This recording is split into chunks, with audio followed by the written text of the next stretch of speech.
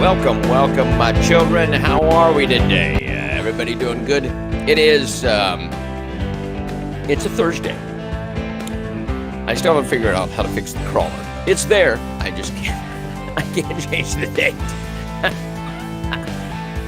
All right. Good to have you with us, kids. My name is Nick Stewart. This is Sunrise Santa Rosa. Welcome to the program. Thank you for being here. Thank you, Milton Post, for hosting. Telephone number to call, 850-771-0049. Wow. It gets better every day, does it not? This is weird, wild stuff, and we will try to get to as much as possible today in our hour together. I wish we had more time because there is a call for it. We got your forecast for you. Today, some clouds this morning, giving way to generally sunny skies for the afternoon, high near 56. Tonight, mostly clear, low near 32. That's freezing, my friends. The shelters are open. Tomorrow, sunny skies and a high near 59. Presently, it's 44 in Milton. It's 46 Gulf Breeze, 43 Navarre, and 42 Pensacola. How you doing? All right. We've got much going on. Mardi Gras this weekend. I think the parade starts at 5:30, if I'm not mistaken. Amid much uproar. We'll talk about a little bit about that and get your thoughts on that. And take your telephone calls, 850-771-0049. All right, I appreciate that, Diane. Angie keeps me straight. She gives me some help every once in a while, for sure. All right, let's get started, okay? Let's do this. Let's light this candle. Okay. All right, so I do want to talk about Mardi Gras. All right, so the parade is going on. It's 5 p.m. Does it say 5 p.m. on that? I can't hardly see it. It starts at 5 p.m. The Mardi Gras parade in Milton. All right. So there is some back and forth on this. Now, I kind of get a feel for the audience. I kind of know where you stand. Here's what I want to throw out.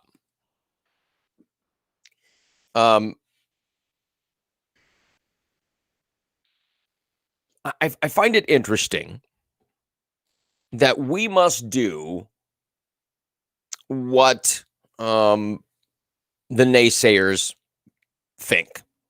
Meaning, we shouldn't have any fun because of COVID. Even though they're masking, even though they're socially distancing, even though there's hand sanitizer, you can't have a Mardi Gras parade. Why? One person said, well, it's 22% positivity rate, and they're still having a Mardi Gras parade. Well, let me give you a proper perspective. It's 22% positivity of those who have been tested. Now, do you know the number that's been tested for that 22%? No, you have no idea. You don't. I looked at the dashboard. It's not on there. You don't know how many people have been tested. I will also say this. If you had one person tested and they tested positive, that's 100% positivity rate. Do you get where I'm coming from? So you don't know.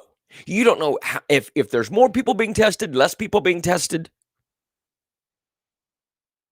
If only the people who will feel bad are being tested, you don't know. So take your 22% positivity and place it in a file, because it doesn't make any difference. That 22% positivity rate, the positivity rate is a bogus number set to scare you. It's 22% of whoever's been tested. Now, and we don't know what percentage of the population that is. So that's a stupid number. And we're all adults. Last time, the last time I checked, I was able to feed myself, dress myself. I have a license. I can drive somewhere. I can read a book. And I can make adult decisions. I know. But it angers me because we are not intelligent enough to make choices. If you don't want to go to the Mardi Gras parade because you're afraid, don't go. If you're that insecure or you're that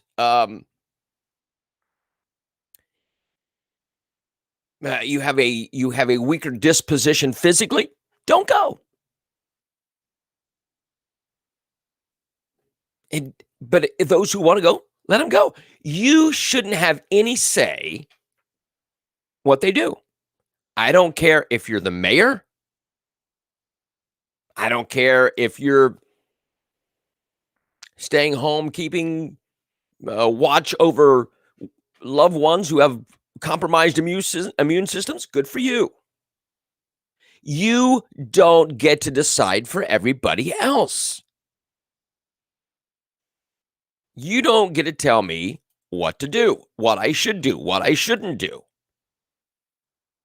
If you want to tell me what to do, 5 p.m. on Saturday, if you want to tell me what to do, you start paying my bills.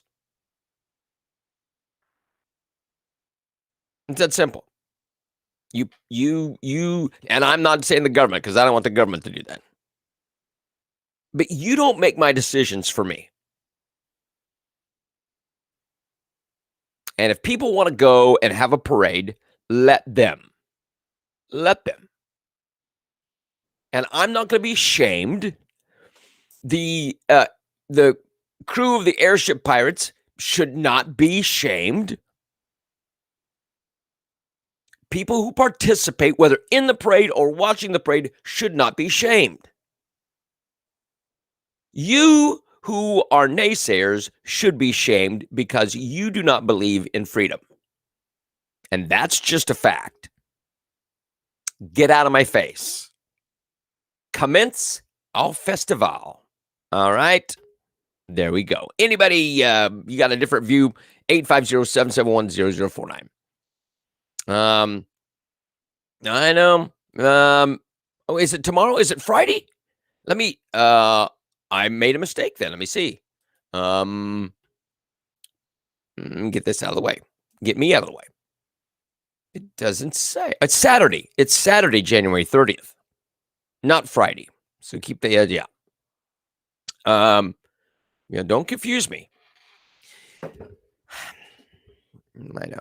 I know. Yes, Sharon, you're forgiven. The government is around to serve the will of the people, not the other way around. Yep. So the parade is Saturday evening at 5 p.m. Just saying. All right. But the crew of the airship pirates has been taking flack. They have been abused for work they've done for the Ronald McDonald House. What? They're doing everything possible. Masks are being handed out like moon pies and beads. Relax, everybody. It's a parade.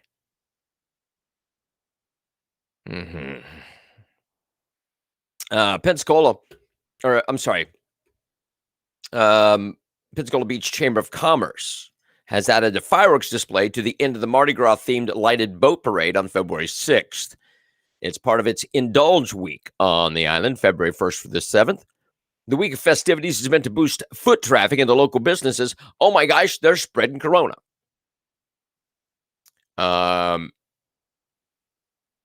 The goal is to get more people into restaurants, retail stores, attractions, and lodging located on and around the island. Pensacola Beach Chamber of Commerce is taking a page from the holidays and hosting a Mardi Gras-themed lighted boat parade. That boat parade's on February 6th. We're asking locals and visitors like to come out to the beach to indulge a little, go shop, eat, drink, play, smear the virus around. You have the ability. Use it. Yep. Do what the people want. And again, if you don't want to go, who cares? I don't care. If you want to stay home and not support the city and not support local businesses, and you want to hoard your money and stay home and blame it on a virus, then that's up to you. That'll stir some people up. So Santa Rosa County Sheriff's Office has temporarily closed the front lobby. Here we go.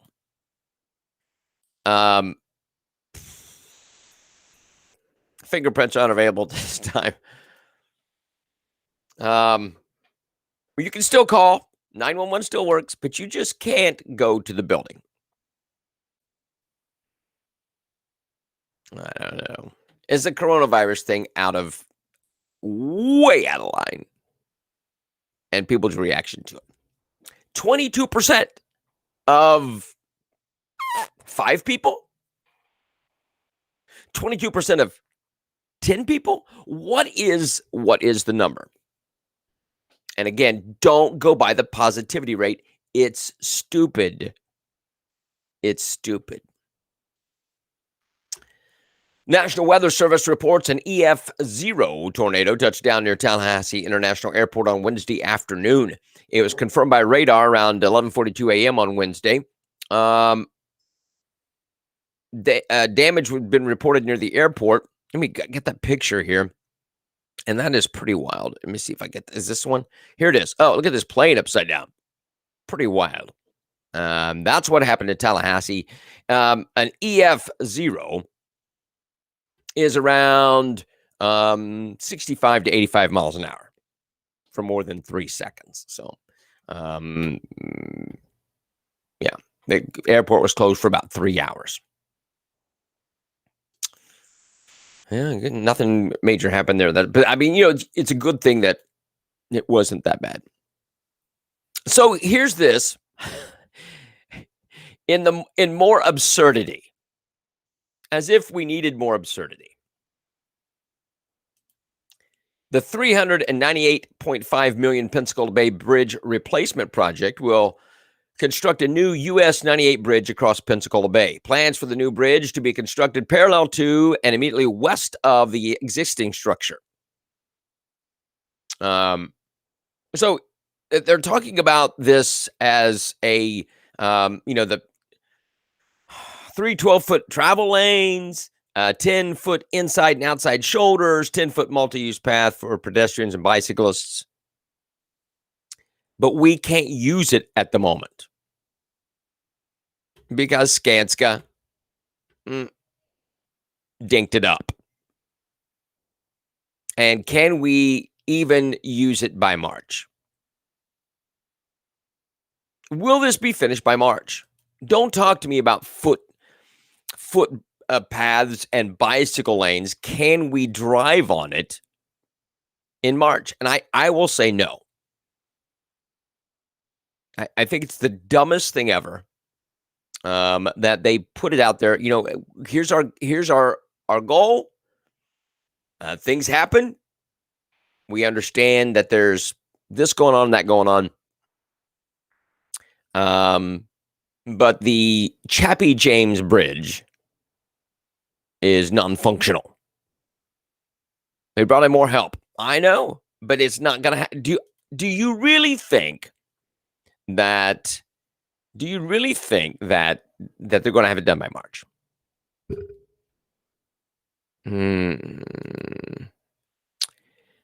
Terry, what are you talking about?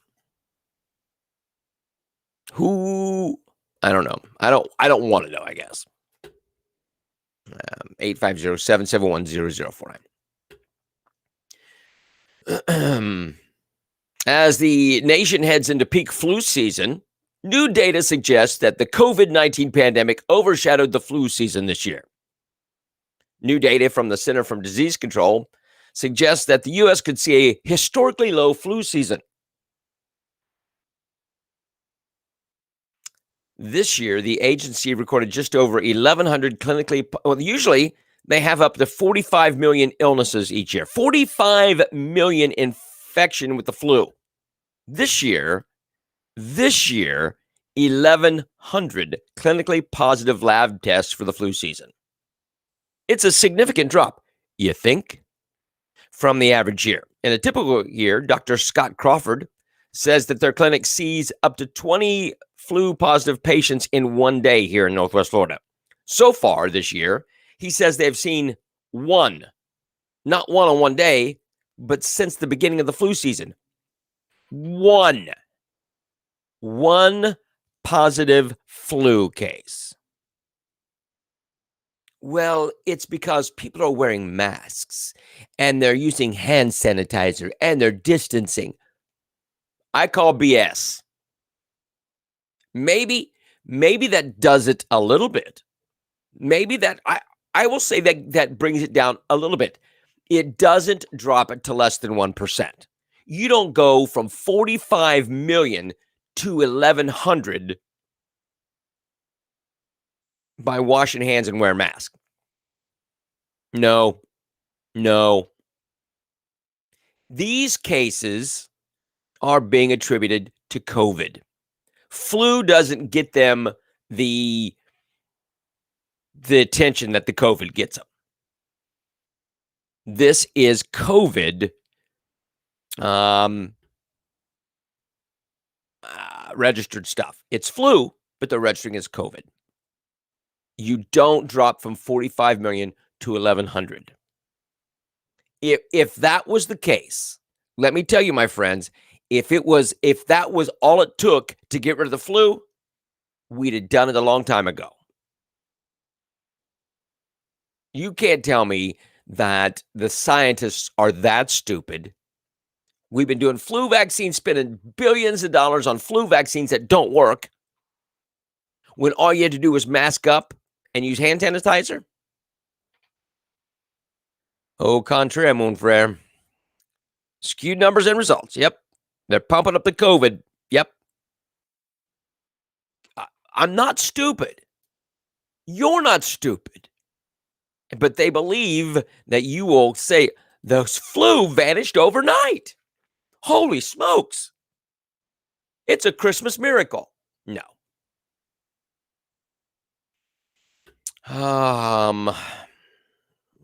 It just is ridiculous. Two Pensacola area legislators are sponsoring bills that would strengthen concealed carry gun laws, making it legal to carry guns at churches with schools and limiting the agricultural commissioner's discretion over concealed carry permits. Jerry Williamson of Pace is making another attempt to pass an exemption that would allow concealed carry permit holders to carry guns at churches, synagogues, or other religious institutions that share property with schools. Similar bills have passed the Florida House before, but have never been able to make it through the Florida Senate. Williamson sponsored the legislation in 2020, but failed to get a Senate sponsor and died. Under the current Florida law, people can carry weapons in churches unless they have a property with a school. Now, as a pastor, I want somebody who carries. I want somebody who carries. You have somebody, let's say you've got, there are some smaller, even some bigger ones, churches in areas that aren't so great. And you have desperate people. Maybe they're angry. Maybe they're looking for money for drugs. Whatever the case, Who's stopping them? And I think that a church should be allowed to protect itself. And good for J.O. Williamson. A Broward County man has been arrested for attempting to lure several children into his SUV. Here is that dim-witted, evil. Bleh. Anthony Terry Jr., 40, was arrested in the area of North Cherry Street in Broward and Keystone Heights after parents found him talking to several children. Terry tried to lure them into his SUV, and when they ran, he attempted to grab two of them. He's charged with 4 counts of luring and enticing children under 13, aggravated assault with a deadly weapon, threats to kill law enforcement, and disorderly conduct. Put him away. What? So here is, we are seeing an increase in these kinds of things. Now, is it the access to child porn on the internet? Probably. Get rid of them. All right, so there's no question among scientists that wearing one mask is better than not having any mask at all because it made the flu disappear. But with a more contagious variant strain of the coronavirus spreading worldwide, there are questions being raised on whether a single cloth mask is enough to stop the spread of the virus. Here's Dr. Anthony Fauci on the Today Show on Monday, if I can find that video. Here's Spaz. I have no respect for this man. Zero. Here he is on talking about masks. Are hearing now about double masking, wearing 2 masks or trying to get one of those N95 medical grade masks. Do you believe that that's advisable and makes a difference?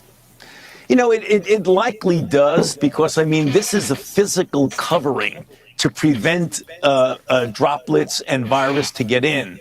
So if you have a physical covering with one layer, you put another layer on, it just makes common sense. Common sense. It just makes common sense. If you wear 1 pair of eyeglasses to better your vision, 2 pair is even better. Right? Right? How stupid is this? How stupid is this? I know, Sharon, you're exactly right. It says on the box, it will not protect from COVID. It doesn't. But 2 mask is virtue signaling. Common sense says that jumping off a cliff most likely does cause death. But common sense doesn't say put on 2 masks. Are 2 condoms better than 1? No. Fauci's never had common sense. They want you to believe this stuff so desperately. Would be more effective, and that's the reason why you see people either double masking or doing a version of an N95. So experts say you can double up with a tight weave fabric mask for added protection. Now, Virginia Tech researchers found that doubling up these cloth masks increases the efficacy from 50 to 75%. It doesn't. It doesn't. It doesn't. It does cut off oxygen to your brain, which then makes you a Democrat. That's what happens. 850-771-0049. They have masks and still not social distancing. Oh, yeah. And that's bogus as well. So stupid. It's all so dumb. And they want you to believe the stupidity so badly. They want you to believe it. Oh, they're painful in their stupidity. Oh, man. I can't take it. I can't take them. Just choke yourself and be faster rather than dying of oxygen depravity. Deprivation. Why stop? 3 masks go. 11T. That's a great word, 11T. I know. I can't. I don't like them. I can't breathe. I did get a turtle shell to kind of keep it away from my face so I could actually talk to somebody, but whatever. Dozens of shoppers abandoned their shopping carts at the checkout counter for Bed Bath & Beyond in Larkspur, California yesterday in part of a store's protest, a boycott of Mike Lindell's My Pillow Company. Lindell was permanently banned from Twitter, and companies like Bed Bath & Beyond, Kohl's, Walmart, those places stopped carrying My Pillow. It's not about pillows. It's about the continual punishment of conservative speech, and Media Action Network founder Ken LaCourte said, and we've had enough. Protesters left a free speech statement for Bed Bath & Beyond CEO Mark Tritton, as well as up to $20 tip to checkers who rang up the abandoned carts. Can I say this? Are conservatives the only ones who would tip the checkout person? The left would not do that. The left would give them the finger, shout slurs at them as they walked out the door. They would threaten them. They would threaten their home, their children, their dogs, whatever.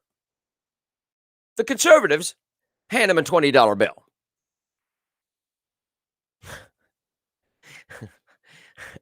I just find that interesting. The Media Action Network launched the basket boycott and petition yesterday. Don Rosemeyer, a real estate investor from San Francisco, joined the pushback, told reporters, if you cancel one American, you cancel all Americans. That's wrong. Mike Lindell was canceled because of his support for President Trump. When do we lose our free speech rights? We lost them when Joe Biden was declared the winner, when he seized the election. That's when we lost free speech. Exactly. 850-771-0049. Now, do I again, I'm not one of these big boycott people. If I do boycott, I don't really encourage other people. I'm done. If they are canceling, we cancel. Don't shop Bed Bath & Beyond. Don't shop Kohl's. Don't shop whoever. If they're involved in this cancel culture, don't shop them. And voice your opinion. If the left has an opinion, so do you. I'm not shopping you because this is America. This is the United States of America. You don't act that way if you want to remain in business. And that's how you do it.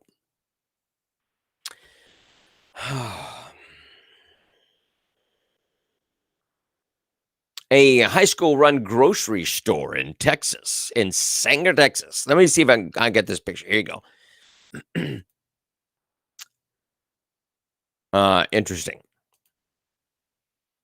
It's offering free food to people in need, as well as its students and staff. The grocery store at Linda Tutt High School in Sanger first opened in November.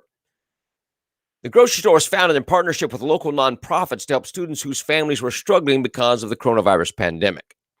When it opened in November, it was only available for students and staff. Now the grocery store is open to the community at large once a week. The store, which is housed in an unused art room, sells produce, milk, eggs, pasta, peanut butter, canned goods, dishwasher soap, and laundry detergent. Community members who want to shop at the grocery store are assigned a number of points, which correlates to the number of people in their family. The more points they receive, the more merchandise they can buy. Buy is in quotation marks because it's free. Students who want to shop at the store themselves can earn points by working in the store or doing other tasks around the school, such as gardening, mentoring elementary students, or helping in the cafeteria. They can also earn points for outstanding classroom performance or being kind to others. Now, that is subjective. That's subjective. Well, Timmy was nice and Billy was not.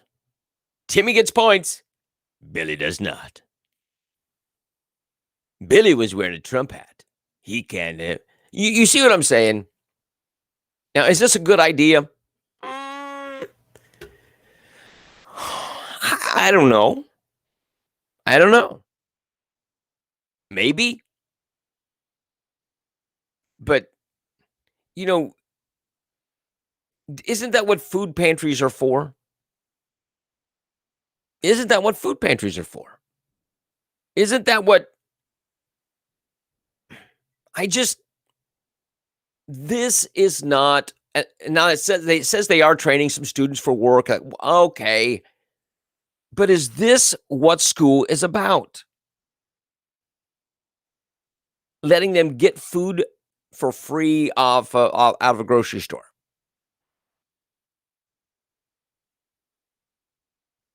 They're not buying anything. There's no cash exchanged. What is that teaching them? I don't know. I'm not sure what it's teaching them. The shelves look very straight, though, and full. 850-771-0049.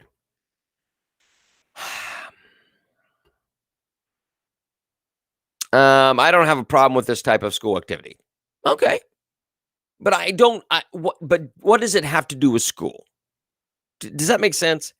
If you're teaching them math hey, here's a clue.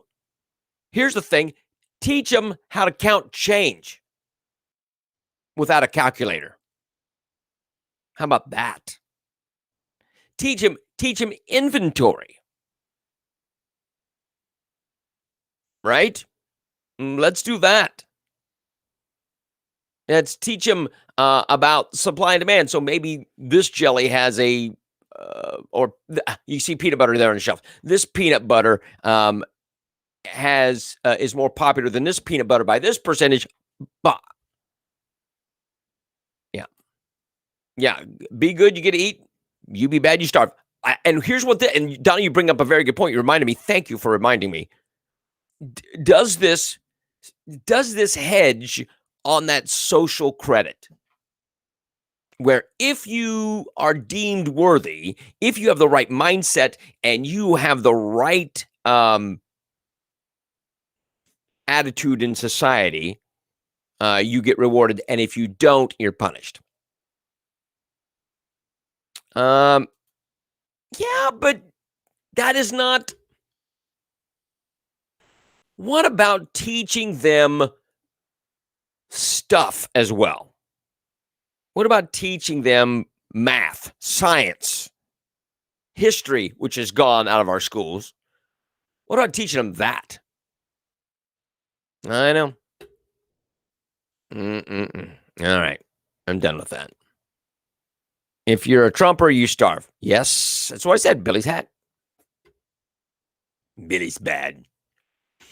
Joseph Mensah, the suburban Milwaukee police officer who resigned in November, months after one of his 3 fatal shootings since 2015, was hired as a deputy in a neighboring county on Tuesday. Here's his picture. Oh, by the way, he's black. He's black. He's shot 3 people since 2015. Just saying. I don't have a problem with it. Listen, Waukesha County announced the hire in a statement posted to Twitter that Mensah progressed through an extensive, thorough, and exhaustive hiring process. The statement acknowledged that his past use of force as a police officer in Wauwatosa, Wisconsin, but said a multi-pronged investigation found that the force was consistent with federal and state laws. But that doesn't matter to Antifa and to people who don't agree. Protests followed the February shooting. Of course they did. Outside of the Mayfair Mall, Alvin Cole, 17, was shot 5 times by Mensah after he fled from police following a disturbance inside the mall. Mensah said Cole pointed the gun at him. Milwaukee County District Attorney John Chisholm cleared Mensah of any criminal wrongdoing, but an independent investigator hired by the commission recommended that Mensah be fired for it was virtue signaling. Firing him was virtue signaling, but he got a job as a sheriff's deputy. Okay, I'm good.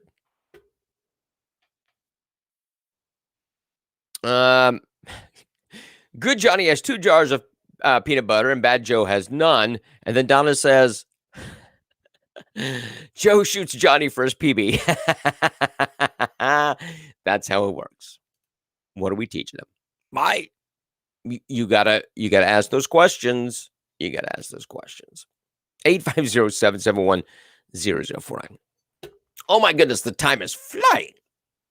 A professor at the University of California, Riverside says that heterosexuality is a tragic concept that perpetuates misogyny, funnels men into supporting toxic masculinity, and breaks up relationships.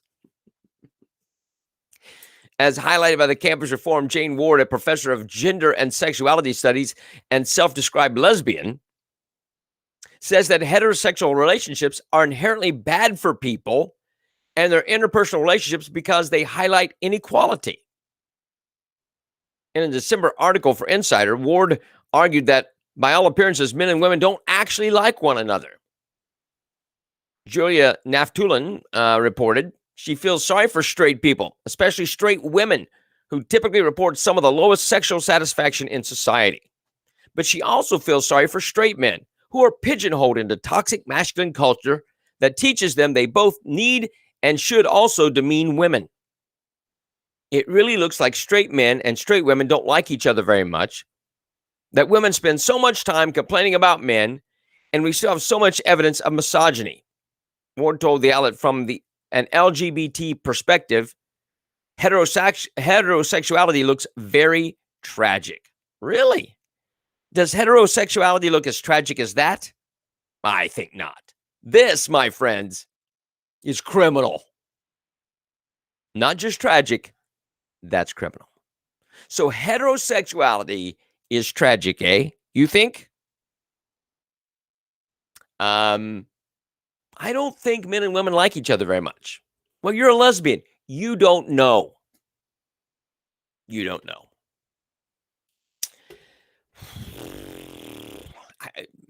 I know. Do you get tired of it? Oh, got a lot of stuff. Department of Homeland Security issued a national terrorism bulletin Wednesday, warning of the potential for lingering violence from people motivated by anti-government sentiment after President Joe Biden's election, suggesting the January 6th riot at the Capitol may embolden extremists and set the stage for additional attacks. You know what it's based on? Nothing. There's no specific evidence. Just that they want to keep the military there. The department did not cite a specific threat, but pointed to a heightened threat environment across the United States. By the way, it is an environment that the left is fostering. They believe it will persist for weeks after Joe Biden's inauguration. It's not uncommon for the federal government to warn local law enforcement through bulletins about the prospect for violence tied to a particular date or event. You want to talk about misinformation? The government is involved in misinformation. There is no threat. There is zero threat. Information suggests that some ideological motivated violent extremists with objections to the exercise of governmental authority and presidential transition, as well as other perceived grievances fueled by false narratives. It's all in your mind. They do it. They've got National Guard at the Capitol for weeks on a false narrative. They put out a Homeland Security memo. What? On a false narrative. Do you see these things being cleaned and scrubbed from the internet? Nope. President Trump's YouTube channel will remain suspended. for ongoing potential for violence. Not that there is violence, but that there's a potential for violence.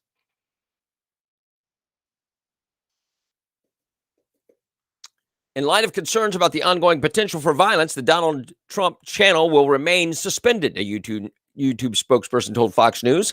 Our teams are staying vigilant and closely monitoring for any new developments.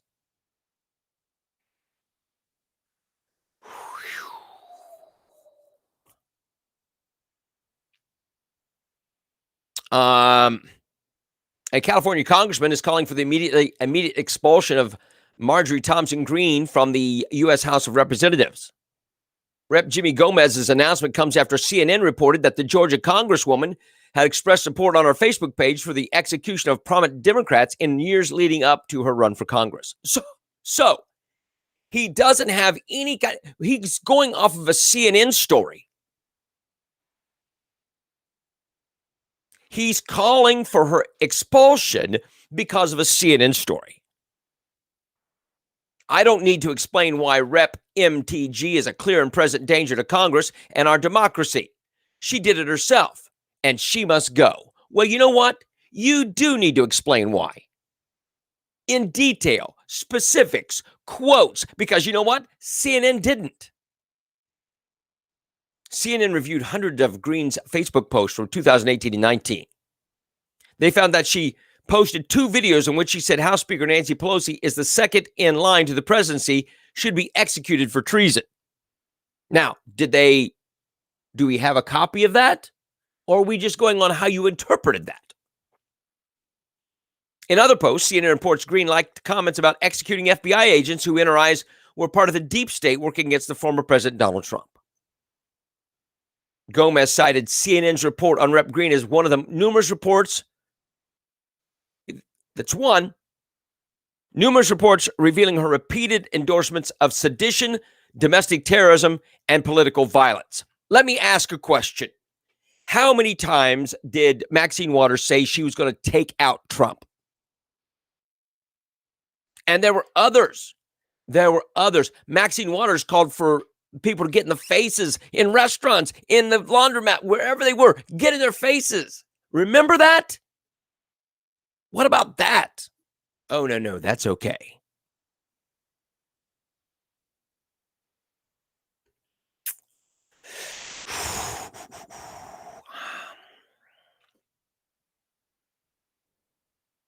I'm just trying. Okay, let's do AOC. I know what time it is.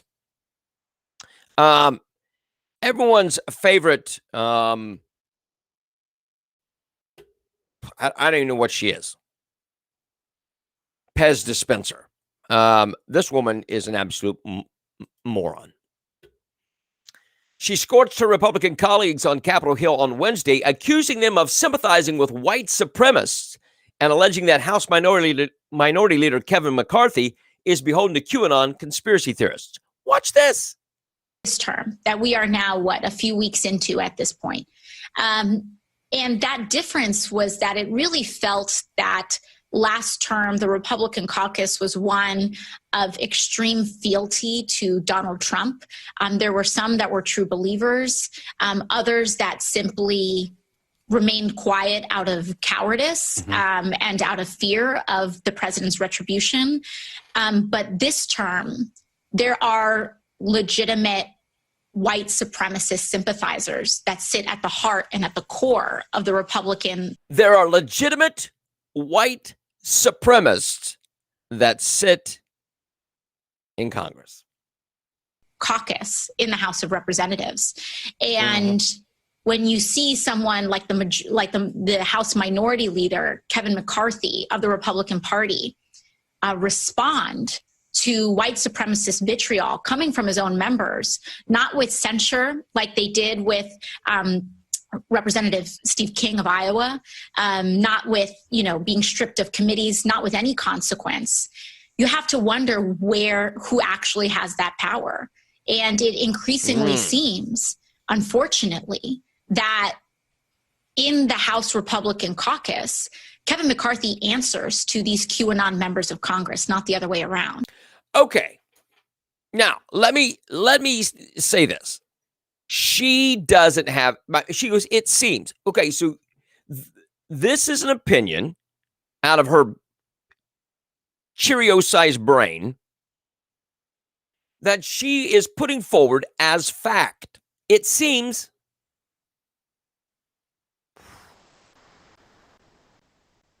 She's dumber than a discarded shoe. But here's the thing, is that they can go on, they can talk to news organizations, they can say whatever they want. This, you want to talk about misinformation? This is misinformation. She ought to be blocked for this. She ought to be censored for saying this stuff. But she won't be. She won't be. And that is something that frankly needs to be said. You know, he said he was going to pull Representative Marjorie Taylor Greene aside after, you know, her comments to Parkland activists and comments saying that Muslim Americans should not fully and freely serve in the House, that they must be forced to swear on a Bible, etc. But I've seen Kevin McCarthy pull someone aside before for a talking to. And that representative that I last saw him do that to was Representative Ted Yoho of Florida. And what Kevin McCarthy did was that he pulled him aside. So I'm just done. What a ridiculous woman who wants to be taken so seriously. But she is moronic. But she's also dangerous. She is dangerous. She does have a big following. But she is an idiot. And she, for accusing members of Congress and the Senate of being white supremacists, she should be censured. And not tomorrow. She should be censured today. And absolutely everybody in Congress ought to say, the rhetoric, you want to know why you have to have military on Capitol Hill? For crap like that. That's why you got to have military on Capitol Hill. Wow, she's ratcheted up the rhetoric.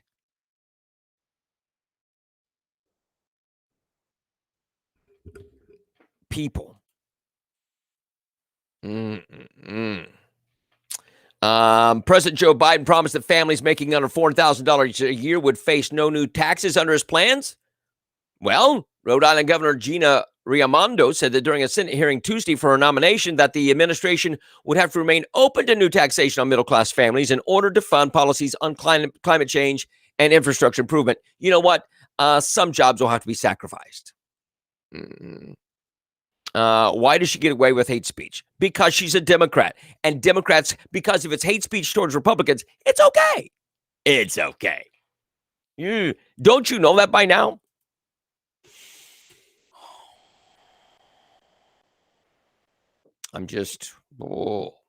John Kerry, he's the climate envoy, attempted to reassure fossil fuel workers concerned about losing their jobs under President Joe Biden's climate change initiatives, saying that those displaced could find better choices, such as making solar panels. Here you go. If you could stay awake for it. You both right now, who will hear the message that the takeaway to them is that they are seeing an end to their livelihoods. What do you say to them, particularly those people who President Trump struck a chord with on the campaign trail when he promised to save their jobs? What is your message to them right now? And also to the oil industry executives who are listening. Are you putting them on notice today? Well, we didn't come here to put anybody on notice except to the seriousness of President Biden's intent to do what needs to be done to deal with this crisis. Sorry. And it is a crisis. With respect to those workers, no two people are more in this room are more concerned about it, and the President of the United States has expressed in every comment he has made about climate the need to grow the new jobs that pay better, that are cleaner. That, I mean, you look at the consequences of black lung for a miner, for instance, and measure that against the fastest growing job in the United States before COVID was solar power technician. The same people can do those jobs, but the choice of doing the solar power one now is a better choice. Similarly, You have the second fastest growing job pre-COVID was... Okay, I'm done. This guy could... They use this guy's voice on insomniacs who don't respond to strong drugs. What a... So yeah, we're not taking. We're going to have them into new jobs, higher paying. Oh, the highest growth was solar panels. Be afraid. Be afraid. Be afraid. All right. So yesterday, I want to get to this. Yesterday, the stock went crazy on GameStop, and I watched this last night, and this is from Tucker Carlson last night, and he explains it very well. I want you to see this, so in case you missed it, here this is. Let's go to this. Hedge funds do a lot of things to make money, but one of those things is trading in the options market, shorting companies. In other words, making money when the stock price of other companies, sometimes American companies, goes down. They lose money, hedge funds make money. It's part of the business model. Shorting stocks. So borrowing shares and selling them on the expectation that those shares will decline in value. Well, for the past several months, hedge funds have shorted the stock of a retailer called GameStop. People online watch this. This kind of stuff happens all the time. And by the way, sometimes hedge fund managers go on television, we've talked about this before on the show, and attack specific companies or whole sectors of the economy, hoping the value will go down and they can profit from it. That's pretty ugly. Very ugly. It's very wrong. It's apparently legal, though. So people online watched all this, and ultimately they decided to act. A group of people on Reddit decided to buy up GameStop options, and that triggered a chain reaction that drove GameStop's share price higher and higher and higher. As of today, shares of GameStop are up 1,700% since the beginning of the month. 1,700%. That means people on Reddit profited. People in hedge funds who were betting that share price would go down lost money. And that's a crime! Only people who work for hedge funds are allowed to manipulate the market, often with the help of CNBC. Normal people are not allowed to do that. Already the people in charge of our system are outraged that anyone without an official position at a hedge fund would dare manipulate the market to their benefit. The communications platform Discord has taken action against this. They've shut down the day traders, claiming that they're committing hate speech. In other words, if you do what hedge funds do, but you don't work at a hedge fund, you're a racist. Obviously. It's just the beginning. Today, the CEO of NASDAQ jumped to the hedge fund's rescue and suggested that day trading would need to be halted. If we see a significant rise in the chatter on social media channels, and then we also match that up against unusual trading activity, we will potentially halt that stock to allow ourselves to investigate the situation, to be able to engage with the company, and to give investors a chance to recalibrate their positions. So this is one of those things where the hedge fund companies were outmaneuvered. And because they were outmaneuvered, because they manipulate stocks. They do manipulate stocks. They try to force them down, and they lost on this one. They lost.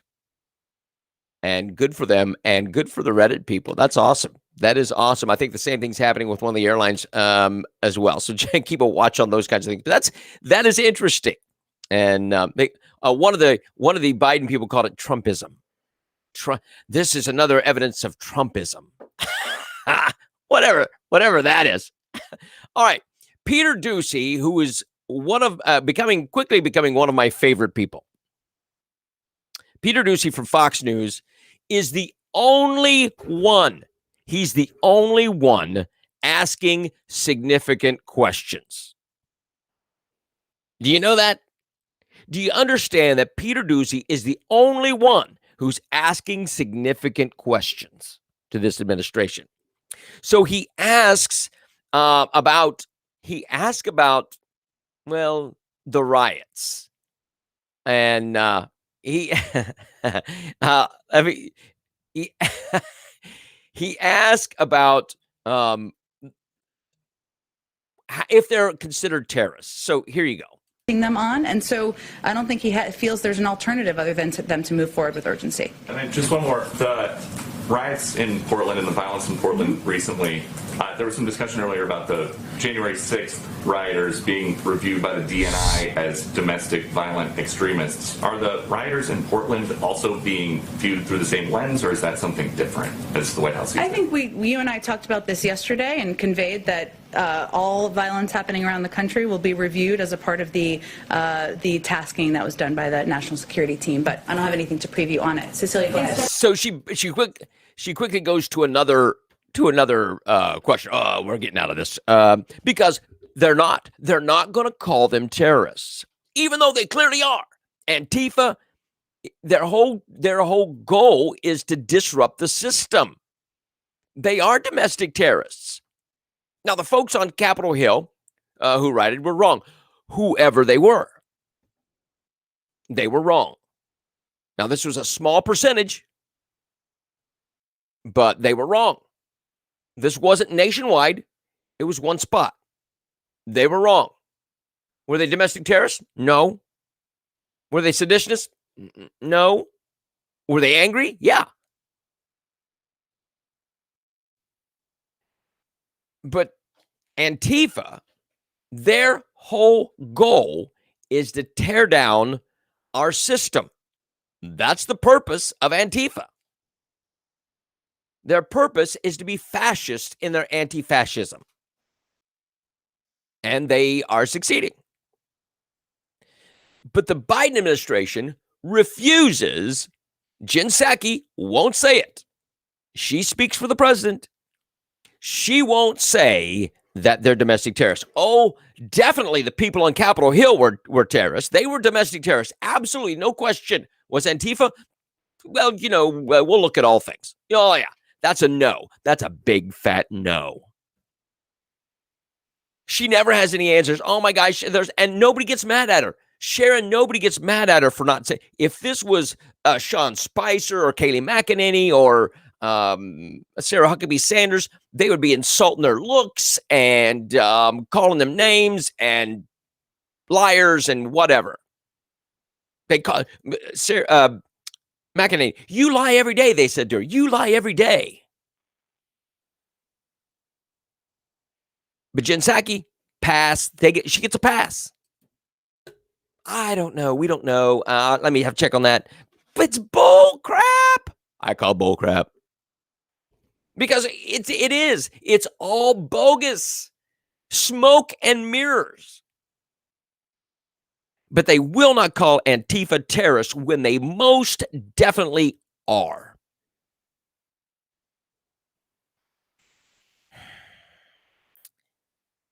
And there are still troops at the Capitol. They're still armed. They will be there, I imagine, for months. Not just through the impeachment. The left will say there's imminent threats, and we must have the National Guard here at the Capitol. That's a signal to you. They're warning you. And we are in day 8 of this administration. You got a warm, fuzzy feeling yet?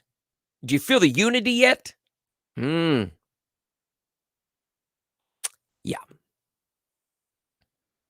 All right, kids.